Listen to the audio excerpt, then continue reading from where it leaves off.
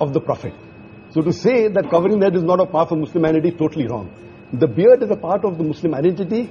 Wearing the cap, or at least covering the head, whether with a scarf or with a gatra like the Arabs do. But sir, what about what Shahrukh said? And I know a lot of my friends say this, that and all of us, no matter what faith we come in, we interpret our faith differently. We take away some things, we don't do some things. Does that make us any less of Hindus, Muslims, Christians? No, as I said, that Muslim is a person who submits will to God.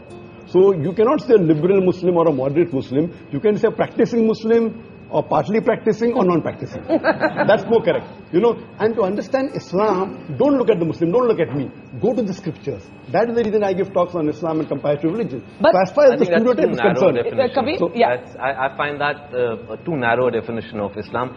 I personally reject all rituals. But Islam is part of my culture and my ethos. I'm as proud a Muslim as anybody else on this podium. But I don't have to wear it on my sleeve, and I think that's too narrow a definition of Islam. I'd like to make a point. Yeah. They talked about people being stereotyped because of the beard and the cap and the hijab. Then we should say that all Sikhs are stereotyped. Anyone who wears a turban and wears a beard. It's not the same. But what has happened, I'll tell you, in fact, India has become, in a strange sense, more liberal, because when Yusuf Khan entered the film industry and adopted the name of Dilip Kumar, that was a time when the whole of India was pretty prejudiced against Muslims, let me tell you. And Meena Kumari, who was she? She was also a Muslim. Why were all the names? Shahrukh is an amazing example of a Muslim who is now the Badshah of Bollywood with a Muslim name. He didn't have to change his name. So something has happened. Would you have ever changed your name? To Akshay Kumar, yes. I would never change my name. But now the reverse is happening, Barkha. I know of boys who come from small towns, want to become actors. They change their name to Khan because they think that's the badge of honor. That's the way to go. That's the barometer of success. No, it's Khan or Kapoor.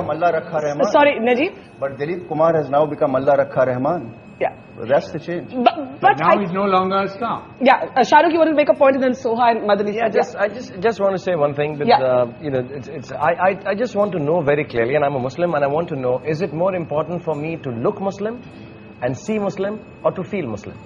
I fully respect the scriptures. I fully respect all the hadiths. I have read the Quran in my own way, in Arabic and in English.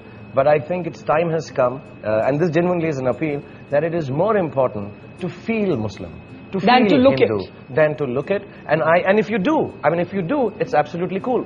And if you don't, it's absolutely cool. Doctor, I quick response to that, and I got two guests waiting to speak. I think the best is to practice Muslim, is number one. Yes. Appearing is important, but lower down. I'm not saying appearing is the most important. For a person to practice Islam is more important. Beard comes lower down. Beard is not in the 70 major sins that it's not there. But you know, what about what Kabir is saying? And there was a story of a young boy whom I interviewed, who studies in a convent school in Madhya Pradesh.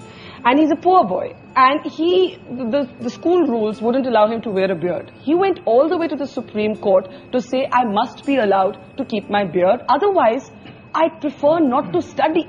And he actually dropped out of school for a while because of that. The Supreme Court eventually ruled in his favor. And that is my next question, and I want to take that to Madani Saab. Madani Saab, you're a very interesting character for me, because at one level, you have organized, as Alex said, all of these fatwas against terrorism and all of that. But you also had a resolution against the singing of Vande Mataram. And these kind of resolutions, I know many of my friends would say is what stereotypes Muslims. बात ये है कि वंदे मातरम गाना बिल्कुल अलग चीज है। अलग चीज है। हाँ, गाने के लिए जिद करना बिल्कुल एक अलग चीज है। कोई जबरदस्ती गवाना चाहे और नहीं गाए, या हम ये कहें हम नहीं गाते, तो फिर हम स्टीरियोटाइप हो जाएंगे। टेररिज्म की मुखालिफत करेंगे तो बहुत अच्छे हो जाएंगे। ये जो डबल मामला चलता है, ये ठीक नहीं। अभी मेरे दाढ़ी नहीं हो और कुर्ता पैजामा नहीं हो, ये भी जो पगड़ी से तो लोग बहुत डरते हैं ना, कहते हैं ये तो एक बच्चा एयरपोर्ट पे कहता है मदनी साहब मामा देखो बिन लादेन जा रहा है ना। तो क्या हो गया है, अब ये सब मैं उतार दूं तो मैं एक रीजनेबल मुसलमान हो सकता हूँ, एक ऐसा मुसलमान हो सकता हूँ जो बहुत अच्छा आदमी है। और अगर मैंने ये पहन लिया तो ख्यालात मेरे कितने अच्छे हों। ख्यालात, नजरियात, आइडियोलॉजी, ये है बेसिक चीज, या बेसिक चीज हमारी दिखने वाली चीज है। That's the reverse stereotype, that the moment you see the beard and the skull cap, it's got to be a fundamentalist. Question, I want to get Soha in. She's been listening very patiently all this while. Soha, as somebody who's grown up in a sense in a house of mixed religion, for you, in a sense, do you feel that public gaze? Do you feel, you know, many people have questioned my labeling of or my looking for the moderate Muslim.